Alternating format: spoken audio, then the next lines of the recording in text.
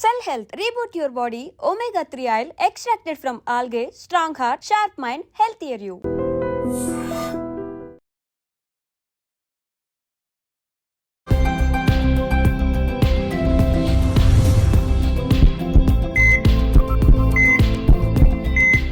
నమస్తే, welcome to healthy conversations with I dream. నేను మీ Jhansi. So చాలా మందిలో ఉండే డౌట్ ఏంటంటే, ఇంట్లో నాన్ వెజ్ తిన్నప్పుడు కానీ లేకపోతే fish, especially fish, either it is salt fish లేకపోతే నార్మల్గా రెగ్యులర్గా వండుకునే ఫిష్ ఏదైనా సరే తిన్నప్పుడు పెరుగన్నం తినకూడదు ఇలా చెప్తూ ఉంటారు కదా. సో దీన్ని నిజంగా తినకూడదు, దీని వెనుక లాజిక్ ఏంటి, తినొచ్చా తెలుసుకుందాము. ప్రస్తుతం అంతా ఉన్నారు ఫిడికస్ హాస్పిటల్ నుంచి హోమియోపతి డాక్టర్ భరద్వాజ్ గారు. మాట్లాడేద్దాం. So sir, one of the myths, పొట్లకాయ తింటే ఎగ్ తినద్దు, చేపల కూర తింటే ఆ రోజు పెరగనం తినద్దు, అంటే సైమల్టేనియస్గా అప్పుడే తినద్దు అని చెప్తూ ఉంటారు. సో నిజంగా లాజిక్ ఉందా, మనం పాటించాల్సిన అవసరం ఉందా? సో ఒక చిన్న స్టోరీ గుర్తొస్తుంది. మా ఇంట్లో మా నానమ్మ ఉంటారు, ఆమెకి 90 years, ఇప్పుడు మాతోనే ఉంటారు. బాగా హెల్దీగా ఉంటారు, మాతోనే ఉంటారు అనమాట. నేను ఎప్పుడు ఫిష్ తింటాను. నేను ఫిష్ తినేటప్పుడు మజ్జిగ తాగుతాను. ఆమె ఒప్పుకోదు అసలు. సో పెరుగుతో ఫిష్ తినకూడదు అని చెప్తుంది. సో నేను ఏం చేస్తానంటే, ఆమె ముందు తినం, పక్కకి వెళ్ళి తింటాం అనమాట. నేను టెస్ట్ ఏం జరుగుతుంది.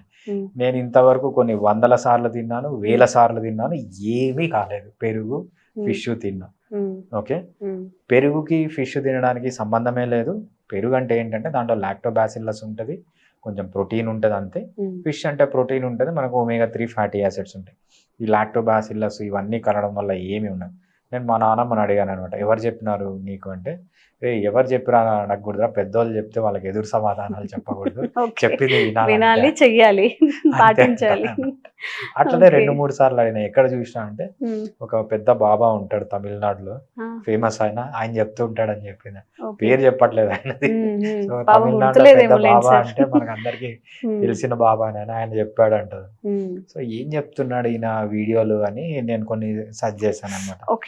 ఆయన ఎక్కువ ఇది ఫర్మెంటెడ్ ఫుడ్స్, తర్వాత గట్ బ్యాక్టీరియా గురించి ఏదేదో చెప్తుంటాడు. ఆయన చెప్పే 100 wordsలో 100 దాంట్లలో 99 రాంగ్ అనమాట మళ్ళీ. కాకపోతే ఆయన మాట్లాడే ఇంగ్లీష్ కానీ, ఆయన పాష్ ఇంగ్లీష్ కానీ చూసేయమంటా అంటే ఈయన పెద్ద సైంటిస్ట్ అనుకుంటారు. ఆయన చెప్పే దాంట్లో 100 చెప్తే దాంట్లో 99 తప్పే. ఆయన మెయిన్గా ఏంటి ఫర్మెంటెడ్ ఫుడ్స్ గురించి చెప్పాడు. వాచ్ చేస్తే ఆయన చెప్పింది మొత్తం తప్పే ఫర్మెంటెడ్ ఫుడ్స్ గురించి. సో అట్లా బాబాలు కానీ మన పూర్వీకులు చెప్పేదాన్ని కానీ అంటే మనము ఈ చెవులో విని ఈ చెవులో వదిలేయడం మంచిది. సో మీరు ఫాలో కావాల్సింది ఎట్లా అంటే, మంచి సైంటిస్ట్ని, ఫర్ ఎగ్జాంపుల్ ఫర్మెంటెడ్ ఫుడ్స్ గురించి మాట్లాడుతున్నారు. ఫర్మెంటెడ్ ఫుడ్స్ గురించి రీసెర్చ్ చేసిన సైంటిస్టులు చాలామంది ఉన్నారు. ముందు మనకు దానికి యాక్సెస్ ఉండేది కాదు. మీరు జస్ట్ పబ్మెడ్కి కానీ లేకపోతే గూగుల్ స్కాలర్స్లోకి కానీ వెళ్ళి latest scientific research on fermented food కొట్టండి, లేకపోతే కర్డ్ కొట్టండి, మంచి లేటెస్ట్ ఇన్ఫర్మేషన్ వస్తుంది. దాన్ని ఫాలో కావాలి అంతే తప్పితే, సో మన బాబాలు చెప్పినారు, తాతయ్య చెప్పింది, నానమ్మ చెప్పినాడు, వాళ్ళకి ఎదురు చెప్పకూడదు. ఎదురు చెప్పకండి, ఈ చెవులో విని ఈ చెవులో వదిలేసి. Okay okay. అంటే నిజంగా డైజెషన్ ఇష్యూస్ ఏమి రావా? నాకైతే ఇంతవరకు రాలేదండి. మా పాపకు తినమని చెప్తాను, మా బాబుకి, వాడికి 9 months, వాడికి పెడతాము ఫిష్, అన్ని పెడతాం 9 months అయినా కూడా. సో వాడికి ఇంతవరకు ఏ ప్రాబ్లం రాలేదు. సో అందరూ తింటారు, ఎవరికి ఇంతవరకు రాలేదన్నమాట. సో అవన్నీ మూఢనమ్మకాలు. సో సైంటిఫిక్ గా దానికి ఎటువంటి సంబంధము, ఫిష్ తిన్నప్పుడు పెరుగు తినకూడదు అనే దానికి ఎటువంటి సంబంధము లేదు. ఓకే. అండ్ మరి ఇది పొట్లకాయ విత్ ఎగ్, ఏమీ కాదండి. సో పొట్లకాయలో ఎగ్గులో ఏముంటుంది, ప్రోటీన్ ఉంటుంది, రైట్, అమైనో యాసిడ్స్ ఉంటాయి, దాంతోపాటు కొంచెం కొలెస్ట్రాల్ ఉంటుంది. కొలెస్ట్రాల్ మన బాడీలోకి అబ్జర్వ్ కాదు, మంచి ఫ్యాట్స్ ఉంటాయి, రైట్. పొట్లకాయలో ఏముంటాయి, ఫైబర్ ఉంటుంది, మినరల్స్ ఉంటుంది, విటమిన్స్ ఉంటుంది. సో అది కలిసి తిన్నంత మాత్రం ఎటువంటి ప్రాబ్లం ఉండదు. సో ఇవన్నీ జస్ట్ అపోహలు తప్పితే, కావాలంటే మీరే తిని చూడండి, ఎవరికి ఏ ప్రాబ్లం అనేది రాదు. ఓకే. సో ఇదన్నమాట. ఒక్కసారి కాదు, 100 సార్లు తిని చూడండి, 100 సార్లు ప్రాబ్లం ఏదన్నా వచ్చినా కూడా దీనివల్ల కాదు, ఇంక వేరే ప్రాబ్లం ఉన్నప్పుడు ఏదో అకేషనల్ గా లేకపోతే కోఇన్సిడెంటల్ గా బయటపడుతుంది తప్పితే దీనివల్ల ఎటువంటి ప్రాబ్లమ్స్ అనేవి ఉండవు. ఓకే. సో ఏదైనా కానీ అండి, మన నమ్మకాలు అనేవి మనకి బెనిఫిషియరీగా ఉండాలి, అంటే దానివల్ల మనకి బెనిఫిట్ ఉండాలి. కానీ ఏదో మూఢనమ్మకంలో కొంతమంది అయితే ఆ రోజు తినడం మానేయడం ఇలాంటివి చేస్తూ ఉంటారు. ఏది ఎందుకు పాటించాలో తెలుసుకొని చేస్తే మంచిగా ఉంటుంది.